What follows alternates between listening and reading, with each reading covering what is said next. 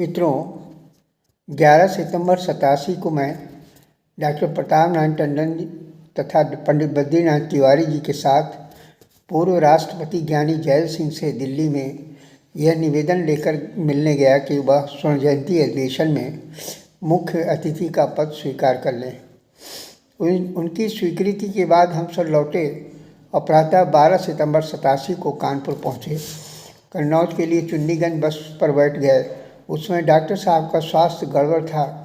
Pant में खून काफ़ी गिरा हुआ था, वो मुझसे छिपा रहे थे। मैं भी अनभिज्ञ बनकर अखबार लेने चला गया। अखबार के मुख्य पृष्ठ पर महादेवी वर्मा नहीं रही का समाचार पढ़ा। मेरे पैरों तले ज़मीन खिसक गई, क्योंकि उन्होंने कन्नौज के समारोह का उद्घाटन करने के लिए मुझे आने की स्वीकृति दे चुकी थी। हालांकि वह अस्वस्थ थी, फिर भी कहा कि ठीक हो जाऊंगी और कन्नौज जरूर आऊंगी। उस समय लौटकर चुपचाप समाचार पत्र डॉक्टर साहब के हाथों में रख दिया। जैसे ही चश्मा लगाकर वो पढ़ने लगे, उन्होंने देखा और पढ़कर बहुत व्यथित हो गए। अपना कष्ट भूल गए, मुझसे बोले, आप इलाहाबाद महादेवी जी को देखने नहीं जाएंगे? उनकी तबीयत ठीक न होने के कारण कुछ संकोच कर रहा था। उन्होंने तत्काल जाने के आदेश दे दिया। मैं बुझे मन से तत्काल बस छोड़कर ट्रेन पकड़ने चला गया। इलाहाबाद पहुंचकर उनकी अंतिम यात्रा में सम्मिलित हुआ और रसूलाबाद घाट से जब सब चले गए तो मैंने भी पंडित विद्यानिवास मिश्र जी से निवेदन किया कि कम से कम महादेवी जी की कन्नौज नहीं गई तो उनकी अस्थियाँ ही दिला दें जिससे उत्तर प्रदेश हिंदी साहित्य सम्मेलन कन्नौज के द्वारा गंगा के पंचनद में प्रभावित कर सकें। वह नंगे पांव तेज रफ्तार से चलकर पंडित राम जी पांडे के पास गए और कहा कि कन्नौज से सुशील राकेश आए हैं, इन्हें महादेवी जी की अस्थियाँ दे दो, यही इन्हें कन्नौज के पंचनद में प्रभावित करेंगे। वो मान गए और मैंने महादेवी वर्मा का अस्थि कलश इलाहाबाद से लाकर कन्नौज में डॉक्टर प्रताप नारायण टंडन को सौंप दिया।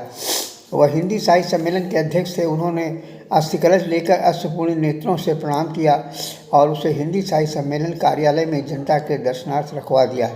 2 दिनों तक जनता जनार्दन ने श्रद्धा सुमन अर्पित किए और 16 सितंबर 87 को अपने हाथों से पूर्ण राजकीय सम्मान के साथ महादेवी वर्मा की अस्थि कलश पावन गंगा के पंचनद में प्रभावित कर दिया। डॉक्टर साहब के प्रयास से उसी स्थान पर गंगा के तट पर महादेवी विश्राम स्थल का निर्माण तथा महादेवी घाट का नामकरण हुआ और हरदोई को जोड़ने वाले पुल का भी नाम महादेवी सेतु किया गया।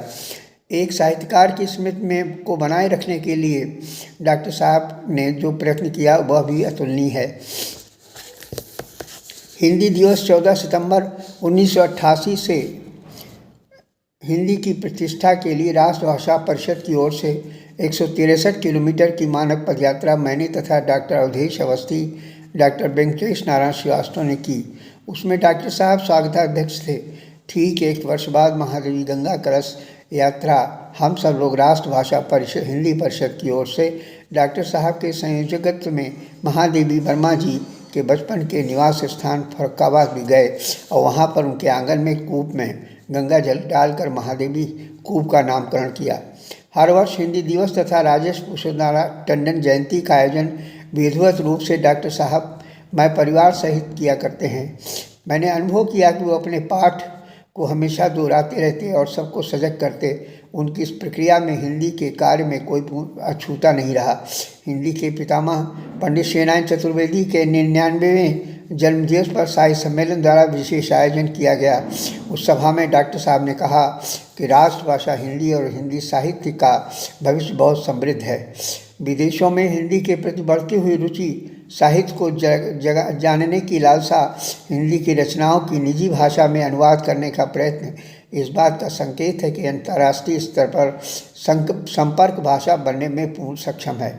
चूँकि वह कई देशों के यायावर रहे, इसलिए उन्हें पूर्ण विश्वास रहा कि राष्ट्रभाषा हिंदी से ही देश की एकता और अखंडता को बल मिलेगा।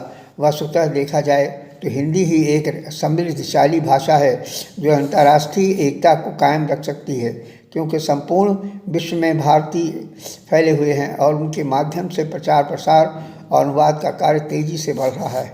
1991 में जब उत्तर प्रदेश हिंदी साहित्य सम्मेलन लखनऊ के केंद्रीय मंडल का गठन हुआ तो मेरा नाम डॉक्टर साहब ने प्रस्तावित कर केंद्रीय मंत्री गणों में रखा। बाद में 1993 में प्रचार मंत्री बनाया गया।